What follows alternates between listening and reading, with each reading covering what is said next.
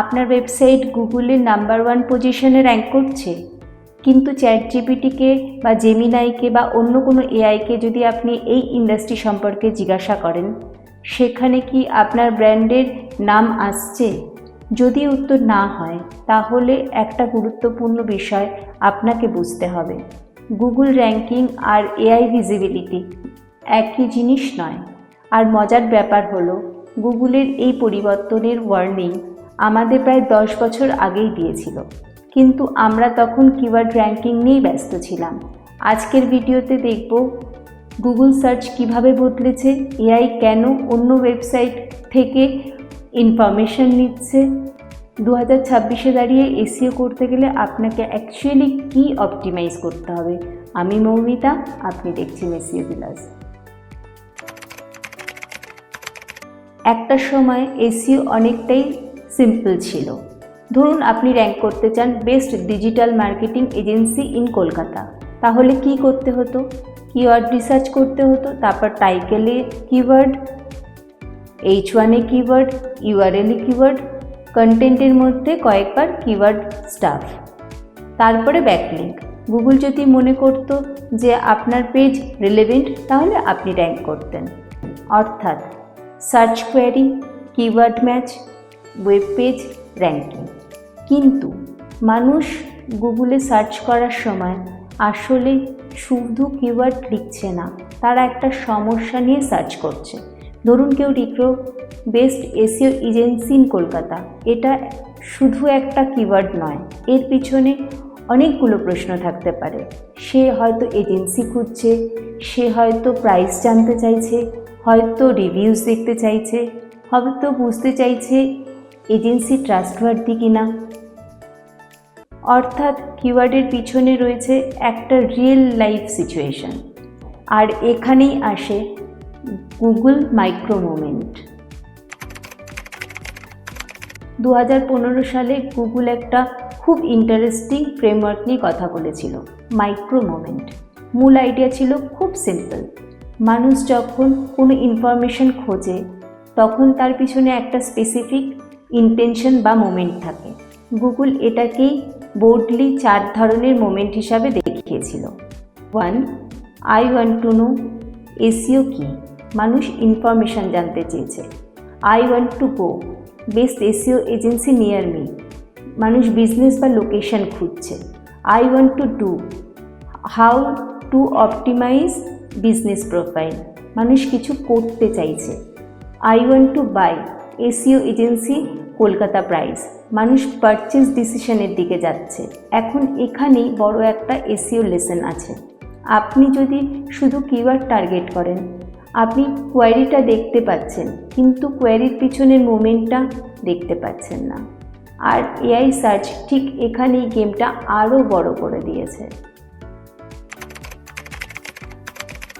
ধরুন একজন ইউজার এআইকে জিজ্ঞাসা করলো, আমি কলকাতাতে ছোট্ট একটা বিজনেস চালাই, আমার ওয়েবসাইট আছে, কিন্তু গুগল থেকে লিড পাচ্ছি না, আমার কি করা উচিত? এটা কিন্তু কোনো ট্র্যাডিশনাল কিওয়ার্ড নয়, এখানে একটা কমপ্লিট সিচুয়েশান আছে। এআই এখন শুধু কোন পেজে এই এক্স্যাক্ট কিওয়ার্ড আছে এটা দেখছে না, বরং কনটেক্সট খুঁজতে চাইছে।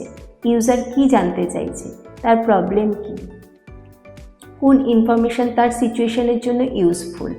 আর তারপর এআই বিভিন্ন সোর্স থেকে ইনফরমেশন নিয়ে একটা অ্যান্সার তৈরি করতে পারে। এখানে একটা বড় ভুল অনেক বিজনেস করছে, তারা ভাবে গুগলে আমরা নাম্বার 1-এ, তাই এআই আমাকেই মেনশন করবে, কিন্তু বাস্তবটা এত সিম্পল নয়। গুগল র্যাঙ্কিং শুধু আপনাকে ভিজিবিলিটি দেয়, কিন্তু এআই সাইটেশনের জন্য দরকার ট্রাস্ট, রিলেভেন্স এবং এক্সটার্নাল ভ্যালিডেশন। আমি একটা সিম্পল 2 পার্ট সিস্টেম ব্যবহার করতে বলবো। পার্ট 1, আপনার নিজের ওয়েবসাইট। প্রথম প্রশ্ন, আপনার ওয়েবসাইট কি সত্যি অ্যান্সার দিতে পারে?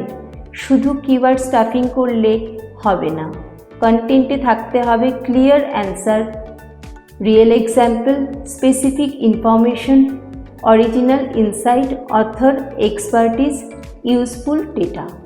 অর্থাৎ আপনার ওয়েবসাইটকে এমন হতে হবে যেন এআই বলতে পারে এই সোর্সটা এই প্রশ্নের অ্যান্সার দেওয়ার জন্য ইউজফুল। কিন্তু এখানেই দ্বিতীয় পার্ট হলো ইন্টারনেটের বাকি অংশ। আপনার নিজের ওয়েবসাইটে একটা বড় অংশ, কিন্তু এআই আপনার সম্পর্কে বাইরের পৃথিবী কি বলছে সেটাও দেখতে পারে।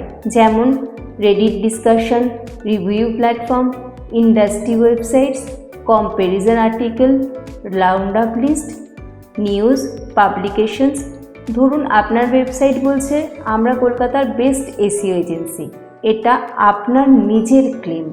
কিন্তু যদি অন্য কোনো ইন্ডিপেন্ডেন্ট সোর্সে মানুষ আপনার কোম্পানি নিয়ে আলোচনা করে, রিভিউ দেয়, রেকমেন্ডেশন দেয়, তাহলে আপনার ক্লেমের বাইরেও একটা এক্সটার্নাল সিগন্যাল তৈরি হয়।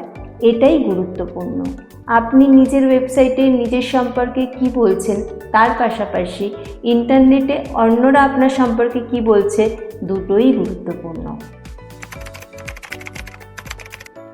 তাহলে 2026-এ এসইওতে সবথেকে বড় শিফট কি? আগে আমরা ভাবতাম কিভাবে গুগলে র্যাঙ্ক করব। এখন প্রশ্ন হওয়া উচিত কিভাবে গুগল এবং এআই দু জায়গাতেই ট্রাস্টেড সোর্স হব। আর এর জন্য আপনার কন্টেন্ট স্ট্র্যাটেজি বদলাতে হবে। কিওয়ার্ড দিয়ে শুরু করবেন না, ইউজারের সিচুয়েশন দিয়ে শুরু করুন। ধরুন আপনার টার্গেট কাস্টমার একজন বিজনেস ওনার, তাহলে আপনাকে রিসার্চ করতে হবে সে গুগলে এসে কি রিসার্চ করছে, কি এআইকে কি প্রশ্ন করছে, রেডিটে কি নিয়ে প্রশ্ন করছে, রিভিউ সাইটে কি নিয়ে কমপ্লেন করছে, কম্পিটিটর সম্পর্কে কি জানতে চাইছে, আর তারপর সেই রিয়েল কোশ্চেনের অ্যান্সার তৈরি করুন। এটাই হলো সার্চ ইন্টেন্টের পরের লেভেল। আপনি চাইলে এই স্ট্র্যাটেজি আজ থেকেই শুরু করতে পারেন। স্টেপ 1, আপনার বিজনেসের 10টা ইম্পর্টেন্ট কাস্টমার প্রবলেম লিখুন। স্টেপ 2, প্রতিটি প্রবলেমের পিছনে থাকা সার্চ ইন্টেন্ট বের করুন। স্টেপ 3, প্রতিটি প্রশ্নের জন্য এমন কন্টেন্ট তৈরি করুন যেটা শুধু কিওয়ার্ড টার্গেট করবে না, সম্পূর্ণ প্রবলেম সলভ করবে। স্টেপ 4, তারপর দেখুন আপনার ব্র্যান্ড সম্পর্কে এক্সটার্নাল ওয়েবে কী ইনফরমেশান আছে। রিভিউ আছে, ইন্ডাস্ট্রি মেনশন আছে, ডিসকাশন আছে, থার্ড পার্টির রেকমেন্ডেশন আছে। স্টেপ 5, সবশেষে একটা প্রশ্ন করুন, আমি কি শুধু র্যাঙ্ক করার মতো কন্টেন্ট তৈরি করছি, নাকি রেফারেন্স হওয়ার মতো কন্টেন্ট তৈরি করছি? কারণ ভবিষ্যতে এসইওতে এই পার্থক্যটাই অনেক বড় হয়ে উঠবে। গুগল আমাদের অনেক আগেই একটা হিন্ট দিয়েছিল, সার্চ শুধু কিওয়ার্ড ম্যাচিংয়ের ব্যাপার নয়।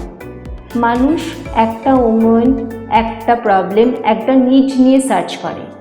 আর এখন এআই সেই কনটেক্সটটি আরও গভীরভাবে বুঝতে চেষ্টা করছে। তাই এসইওর ফিউচার শুধু আমি কোন পজিশনে র্যাঙ্ক করছি এটা নয়, বরং কেউ আমার ইন্ডাস্ট্রি সম্পর্কে জানতে চাইবে, তখন আমি কি ট্রাস্টেড অ্যান্সারের অংশ হব? এই মাইন্ডসেটটাই আপনাকে ট্র্যাডিশনাল এসইও থেকে এআই এরা এসইওতে নিয়ে যাবে। যদি এই ভিডিওটা ইউজফুল মনে হয় তাহলে এসইও ভিলাস ইউটিউব চ্যানেলটি সাবস্ক্রাইব করুন, কারণ এখানে আমরা শুধু গুগলে র্যাঙ্ক করার কথা বলি না, সার্চের ফিউচার কোথায় যাচ্ছে সেটাও বুঝতে চেষ্টা করি। দেখা হচ্ছে পরের ভিডিওতে।